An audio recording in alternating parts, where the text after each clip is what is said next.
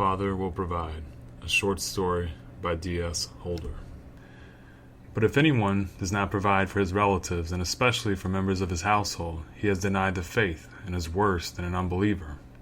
1 Timothy chapter 5, verse 8. "Let's play Uno," Jim yelled, running around the table. "No, Rook," Susie said, smirking at her younger brother.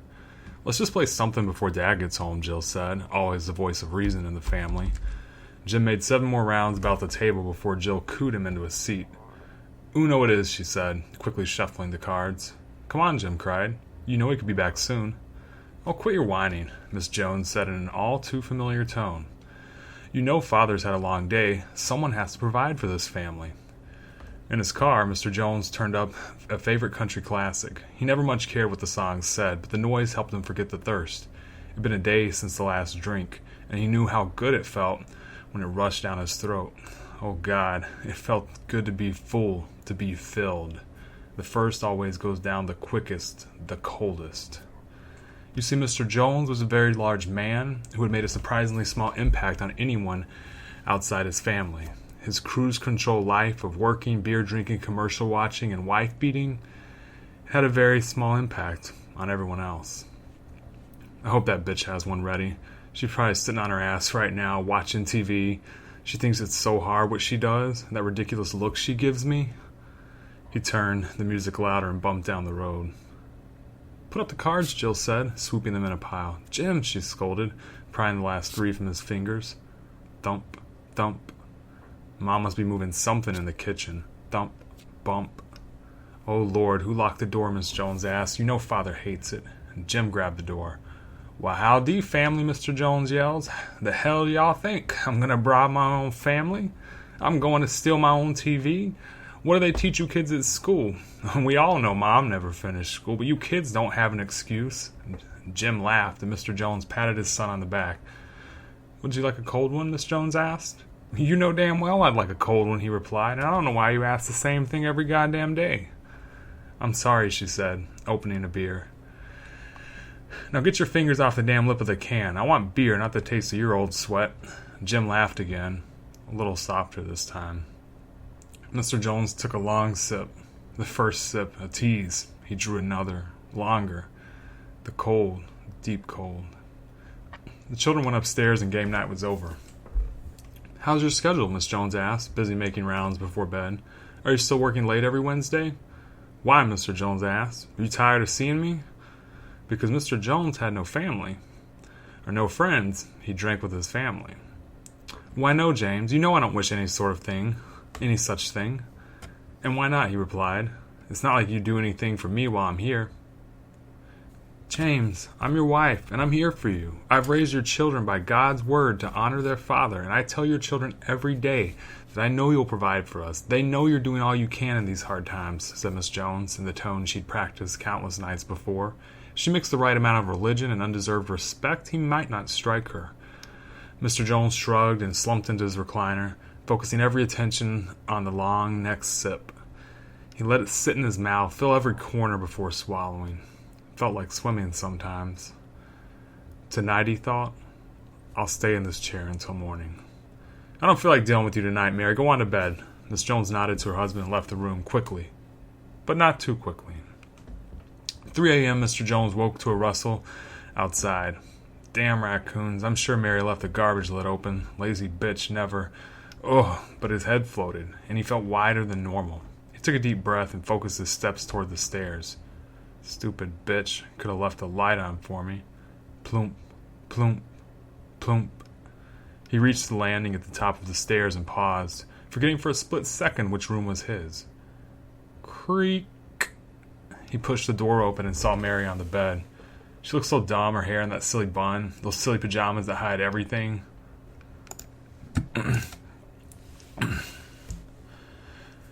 She looked so dumb, her hair in that silly bun, those silly pajamas that hide everything, her new gray hairs shining in the orange nightlight. Why doesn't she put these damn nightlights in the stairway? He poked her, but she didn't move. He poked her again, this time on the back of her arm. He poked again, this time heard a tiny groan. Unsatisfied, he poked again. "What are you doing here?" he asked. Why are you laying down like you've had such a hard day's work? It was infuriating the way she just laid there without moving, without talking, as if she did so much for the family. He pushed her over, struggled a bit, almost fell. He hit her twice for not getting out of his way.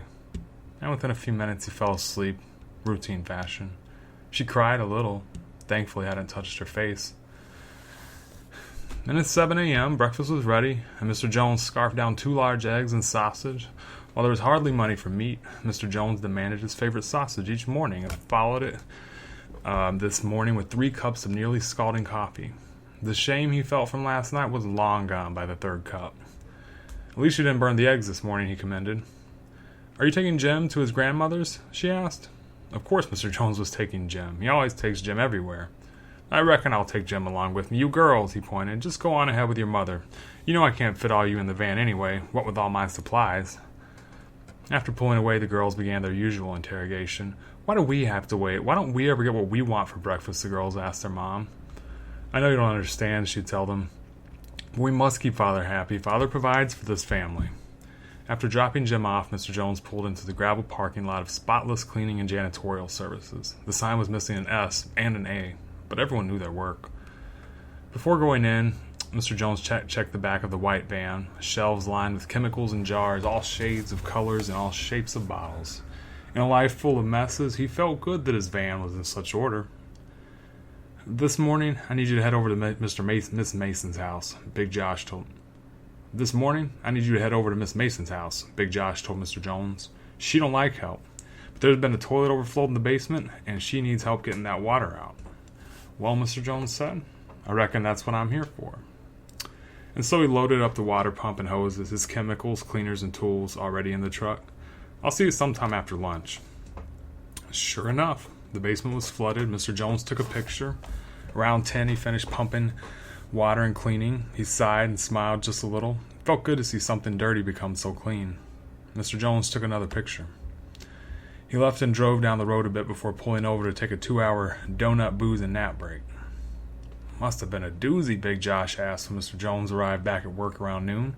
You wouldn't believe, Mr. Jones replied. It took me nearly all morning, and I'm half surprised it didn't end up there all night. Well, I know Saturday is usually busy for us, but I haven't got any more work for you today, Big Josh told Mr. Jones. With the festival tomorrow, it seems like everyone may wait for cleanings until after the celebration. I'll see you there, right? Well, Mr. Jones said, I'm not much one for festivals. I may sneak away to White Lake for a day of fishing. Don't you worry, though. I'll bring you some bluegill if they're biting. At home, Miss Jones worked hard in the kitchen. The kids were with her mother a few miles away, and she finally had some time to herself. Don't you worry this weekend, Miss Jones' mom had said. I'll get these kids to the festival. You make some of that fine food, and who knows, she winked, maybe you and James can finally have some time alone.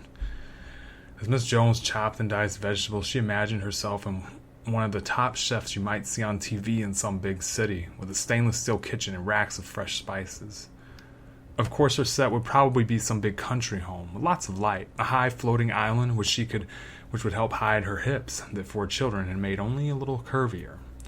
She would have one of those bright red vintage-looking standing mixers, a $1,000 collection of copper pans, and the nicest, sharpest set of knives you've ever seen, as opposed to the 10-year-old set that bruised every tomato before even breaking the skin. Beyond the hardware, there would be all sorts of celebrities and guests to impress with her culinary acumen. Well now, the secret to making really great biscuits is actually brushing the biscuits with melted butter before, during, and after baking, she might tell Gwyneth Paltrow, who would be making this appearance, to appear more normal by juxtaposing herself with America's most beloved Southern chef, Miss Jones, and by feigning interest in food with real soul. But people would appreciate her. They'd ask her all types of questions about the right pepper to cayenne to paprika to chipotle pepper ratio and her patented Cajun seasoning. People would want pictures, books, and there would be maybe even a website. Who knows? Maybe she would start a small restaurant, deliver catered goods, and only serve the sweetest of fresh iced teas during these blistering southern summers. The faint scent of baked pecan pie beginning to brown stopped Miss Jones from daydreaming further. She was surprised to see the vegetables she had been dicing were nearly minced. Yes, she must really get hard because it was only a day away from the great Brownsville Founders Day Festival. After all, this would be a great place for her to make a first impression to launch her career. It was the only time of the year, besides the occasional church and groceries, that Miss Jones left the house, and she had a reputation for cooking fine baked goods and meat stews for churches and local fundraisers, despite it being a financial hardship on the family. While the baked foods were under control, Miss Jones needed to go to the town's small butcher shop for a cut of meat. She'd been delaying the trip because she didn't want to explain to Mr. Jones why she'd be taking the last $100 bill from their secret coffee tin stash. "Why do you worry so much about cooking for other people?" he might say. "You barely cook well enough for us." She knew, however, that the key to any great stew is not the seasoning, but the freshness of the primary ingredients. Though hardly convenient, thawed meat simply does not make a stew worth remembering. "I'll have to remember that tip for the TV show one day," she noted to herself. After pulling the pie from the oven, Miss Jones heard a low rumble and her heart began to sink. The mailman hadn't visited 780 South Possumwood Lane with a package of months. Only bills in the mailbox. There was only one other explanation for this midday surprise. Mr. Jones had finished work early. A million frustrations flashed across her mind. Had she left out magazines in the bathroom? Was there something for Mr. Jones to eat? Were Jim's toys still out and about upstairs from hide and seek? Mr. Jones burst through the door, more eagerly than you'd expect for a man his size. "I'm home," he said. "What the hell have you been up to, Mary?" he asked, smelling the food. "Oh dear, just getting ready for the festival tomorrow," she replied, a little too quickly, unable to hide the excitement in her voice. "Getting ready for the festival. But not for your husband coming home. You know I hate that thing. I'm not even sure why you're so eager to get out of here every year for that festival," he said, beginning to grab a slice of hot pecan pie with his hands. Miss Jones caught his movement out of the corner of her eye and reached over to catch his hand, realizing he might burn himself. As her hand neared his arm, Mr. Jones instinctively swung the back of his hand against Mary's chest with more force than even he intended. "Jesus, Mary, why did you grab at me like that?" he asked, watching her fall back. Miss Jones couldn't respond. She just nodded, slightly hunching, grabbing her knees for support.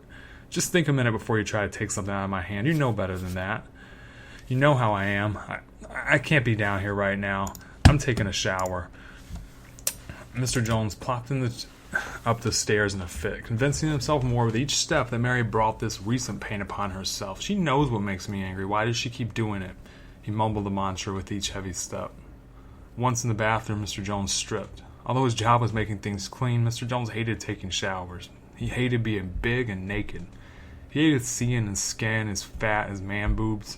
He hated having to work on himself, to scrub, to wipe, dry his own body. Mr. Jones examined himself for a minute in the mirror, almost longer than he preferred, and took a step into the shower. His size 13 foot fell on a wet metal race car that Jim had left there that morning, and in true NASCAR fashion, the car shot forward along with Mr. Jones' foot. His back arched, and his body entered a half split as the base of his sweating head snapped against the faux marble single edge. As he fell, Mr. Jones felt a short, burning rage at his wife, who must have left a shampoo bottle in the tub. And so it came to pass that Mr. Jones left this world the same way he arrived, naked and bloody. Miss Jones heard the loud fall, but didn't dare go upstairs right now. Mr. Jones may be more upset, throwing things even. Instead, she took several deep breaths and regained herself. "I suppose it may be a good time for me to run to get that meat." She took a chair and opened a ceiling cabinet to get the money tin. Inside, she found a $5 bill and some change. She's so embarrassed to be the only mom there with some vegetarian stew. She went to Mr. Jones' van to see if there were any extra money in his glove compartment. However, there was only a boot flask of alcohol and receipts for donuts, alcohol, and other gas station food staples, but no cash. She went inside and sat at the dining room table, head in hands. Well, why did she try? Why did she dream the life of a chef when she couldn't even afford to stock her own fridge?